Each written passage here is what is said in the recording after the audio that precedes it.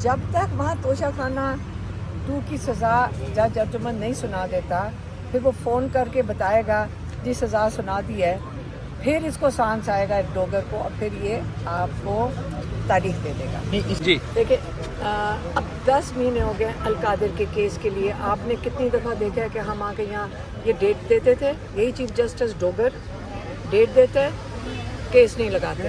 اور آج سوچیں کہ 16 کو اس نے کوئی 3 ہفتے بعد کی ایک ڈیٹ دی تھی، اور اب کس لیے کینسل ہوئی ہے کہ وہ لنچ کر رہے ہیں. چیف جسٹس صاحب عمران خان اور بشرا بی بی کو جیل میں رکھ کے ماشاءاللہ ایک عشائیہ پہ گئے ہوئے ہیں اور کینسل کر دیا عمران خان کا کیس تاکہ ان کو رہائی نہ مل سکے. یہ اگر انصاف کا نظام، اگر ان کا خیال ہے کہ ہم یہاں کورٹ سے چلے جائیں گے تھک ہار کے، کیونکہ اس چیف جسٹس نے 2 جج ہیں یہاں پہ، ایک چیف جسٹس ڈوگر ہے اور نام دوسرا یاد رکھیں جج منہاس. منہاس جو ہے نا، اس کا بھائی جو ہے وہ عمران خان کے خلاف کھڑا ہے، پروسیکیوٹر ہے. اس کو خاص چن کے لائیں.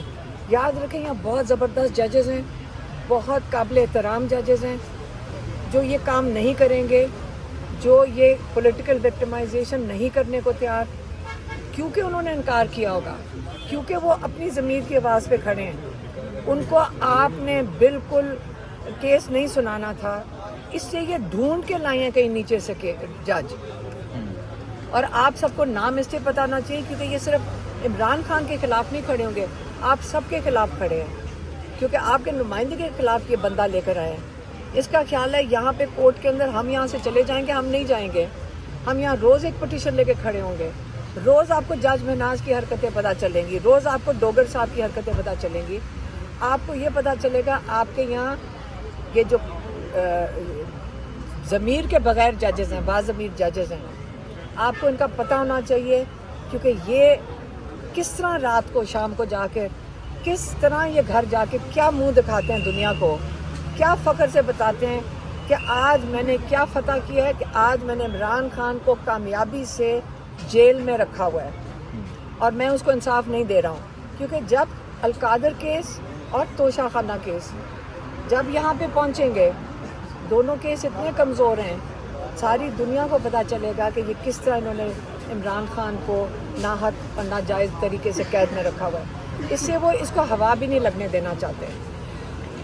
ہم انشاءاللہ آج ابھی جا رہے ہیں اڈیالہ میں.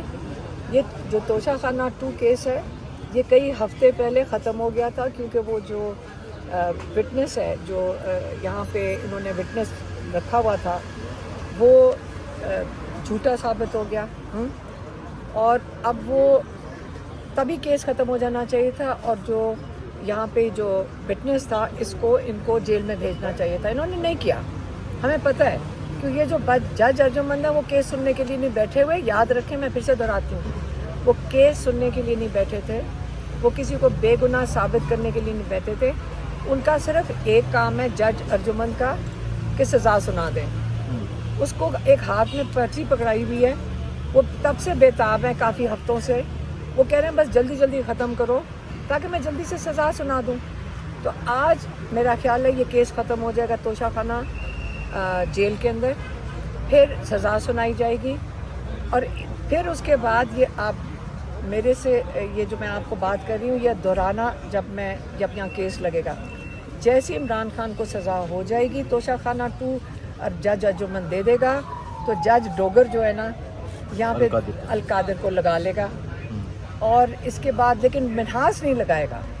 اب یہ میں پھر سے سن لیں، جو جج منہاس اس لیے نہیں لگائے گا کیونکہ جو سلمان صفدر ہیں انہوں نے جج منہاس کے سامنے جو 10 مہینے کے بعد کیس لگا وہ کیس یہ ہے کہ توشہ خانہ 2 سنا ہی نہیں جا سکتا تھا، یہ انلیگل ہے. وہ کیس جج منہاس نہیں سنے گا کیونکہ وہ اب بھی سن لے سزا کے بعد بھی، تو وہ کیس توشہ خانہ 2 ہے اس کے اندر بیل کی ضرورت نہیں، وہ وہیں پہ ختم ہو جائے گا.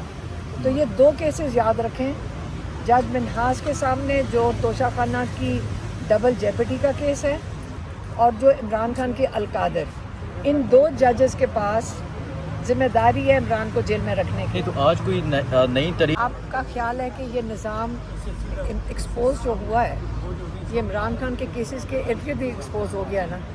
آج سارا پاکستان دیکھ رہا ہے کہ یہ نظام آپ کو کیسے دبا کے رکھتا ہے. جب جن کو سوٹ کرتا ہے یہاں پہ انصاف نہیں ملتا.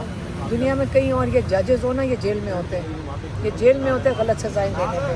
اور جیسے ہم نے سنا ہے کہ ان لوگوں کے اوپر تو آرٹیکل 6 لگتا ہے. آپ نے یہ تو سارے آپ کو نہیں پتا کہ یہ ہمارے لائرز کی ہمت ہے جو اتنا زبردست کیس لڑ رہے ہیں, جبکہ سب کو پتہ ہے کہ اس پہ سزا سنانے کے لیے یہ کیا گیا ہے. لیکن یاد رکھیں جب یہ 300 کیسز عمران خان کے اوپر انہوں نے ڈالے تھے, ان کا یہ ارادہ ہی نہیں تھا, ان کو کبھی یقین ہی نہیں تھا عمران خان 300 کیسز کا سامنا کرے گا. کیونکہ عمران خان نے 300 کیسز کا سامنا کیا ہے اور اپنے آپ کو بے گناہ ثابت کر لیا ہے. اب مسئلہ یہ ہے کہ پورا نظام پھنس گیا ہے.